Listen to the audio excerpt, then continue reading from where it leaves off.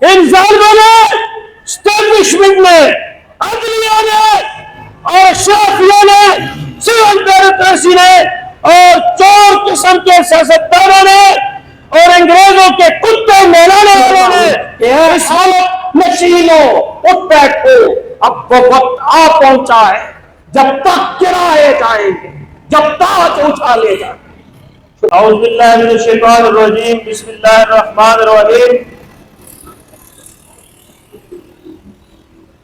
محترم جناب ڈاکٹر طارق سلیم صاحب، امیر جماعت اسلامی صوبہ پنجاب، اور یہاں پہ اسٹیج پر بیٹھے ہوئے قائدین جماعت اسلامی اور راولپنڈی کے گرد و نواح سے آئے ہوئے میرے نوجوان دوستو، السلام علیکم ورحمۃ اللہ وبرکاتہ۔ میں صرف 1 یا 2 منٹ کے اندر آپ کو یہ بتانا چاہتا ہوں کہ انشاءاللہ اس قوم کی امید صرف آپ ہیں۔ میں اسٹیج پہ بیٹھے ہوئے قائدین جماعت اسلامی کا تو مبارکباد پیش کرتا ہوں کہ جماعت اسلامی کے بہترین فیصلے نے کہ کسی چور کا ساتھ نہیں دینا، کسی کے ساتھ اتحاد نہیں کرنا اور اپنے جھنڈے اور اپنے نشان کے اوپر ہم قوم کے سامنے اپنے کردار پیش کریں گے۔ اور محترم سراج الحق صاحب نے کریا اور شہر شہر بستی بستی جا کر آپ کے رستے کے کانٹے ہٹا دیے ہیں۔ اب پوری قوم آپ کی طرف دیکھ رہی ہے، آپ مبارکباد کے مستحق ہیں۔ نعرہ تکبیر۔ ان ظالموں نے، اسٹیبلشمنٹ نے، عدلیہ نے اور شافیہ نے، سول بیوروکریسی نے اور چور قسم کے سیاستدانوں نے اور انگریزوں کے کتے میلانے والوں نے اس ملک کو پہلے 2 ٹکڑے کیا اور اب اس کو تباہی کے دانے پر کھڑا کر دیا کہ یہ صورتحال ہے کہ لوگ خودکشیوں پر مجبور ہیں۔ لیکن میں اس اسٹیج سے آپ نوجوانوں سے کہنا چاہتا ہوں کہ لوگ آپ کا رستہ دیکھ رہے ہیں، آپ یقین کریں کہ لوگ آپ کا رستہ دیکھ رہے ہیں۔ آپ صرف لوگوں تک پہنچنے کی ضرورت ہے، نوجوانوں تک پہنچنے کی ضرورت ہے۔ اب یہ پیغام صرف جماعت اسلامی کے نوجوان کے ذمہ نہیں ہے، عام نوجوان اب اس پیغام کو لے کر اٹھنے کے لیے تیار ہیں۔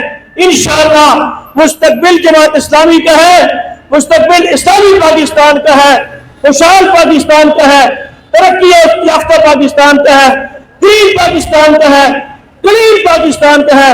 السلام علیکم ورحمۃ اللہ۔ آج میری ملک اور قوم کی حالت یہ ہے کہ وہ خودکشیاں کر رہے ہیں، وہ اپنی زندگیوں کو گنوا رہے ہیں اور مائیں اور بہنیں بلوں کو لے کر اور دفتروں کے چکر لگا رہی ہیں، لیکن ان کا کوئی پرسان حال نہیں۔ جماعت اسلامی نے یہ اعلان کیا ہے کہ ہم نے اس ملک کی تقدیر کو بدلنا ہے، ہم نے اس وطن کو سنوارنا ہے۔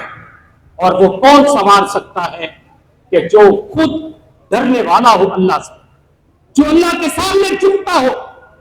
میں یہ سمجھتا ہوں کہ کیا ملے اسی لیے ریشم کے ڈھیر بنتے کہ دختران وطن پاک پاک کو ترسے، اور کیا ملے اسی لیے ریشم کے ڈھیر بنتی کہ دختران وطن پاک پاک کو ترسے۔ کیا مالی زمین کو اسی لیے سینچتا ہے کہ اس کی اپنی نگاہیں بہار کو ترسے۔ میرے دوستوں اور بھائیوں، اس وقت ملک کی حالت یہ ہے کہ یہ دنیا اسلام کا قلعہ ہے، پاکستان ایک اٹامک قوت ہے اور اس پر ساری دنیا کی نظریں ہیں، اور اس وقت ضرورت اس بات کی ہے اس کی حفاظت کی جائے اور اس کو مضبوط ہاتھوں میں دیا جائے۔ جو اس کی قدر بھی جانتے ہوں، اس پر بہت سارے لوگوں نے قربانیاں دی، لاکھوں لوگوں نے جانوں کی قربانیاں دی۔ ایک ماں نے اپنے بچے کو جب پاکستان بڑھ رہا تھا، اس کی گود میں سکھ نے جب خنجر مارا، اس سے جب خون کی ٹٹاریاں نکلی، ہمارے چھوٹے، تو اس نے کہا کہ یہ لوگ، یہ ہے تمہارا پاکستان۔ تو اس ماں نے اس بچے کو اوپر اٹھایا تو پھر پاکستان زندہ باد، پاکستان زندہ باد. یہ ہے وہ جذبہ اور یہ جس کی بنیاد پر یہ وطن پاکستان واضح وجود ہے.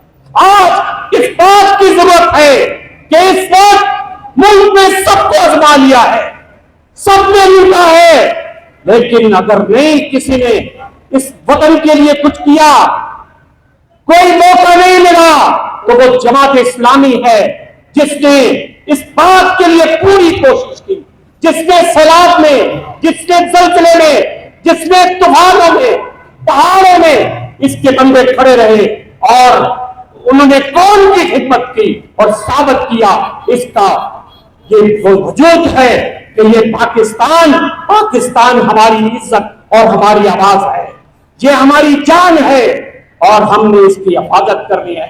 وقت کی کمی ہے, میں اور بھی باتیں کرنا چاہتا تھا لیکن اسٹیٹ سیکرٹری صاحب کو اور بھی بہت سارے مقررین ہیں, اس لیے میں اپنی بات کو اسی پر ختم کرتا ہوں کہ اے خوف نشینو اٹھ بیٹھو, اب وہ وقت آ پہنچا ہے جب تک گرائے جائیں گے, جب تاج اچھالے جائیں گے. شکریہ.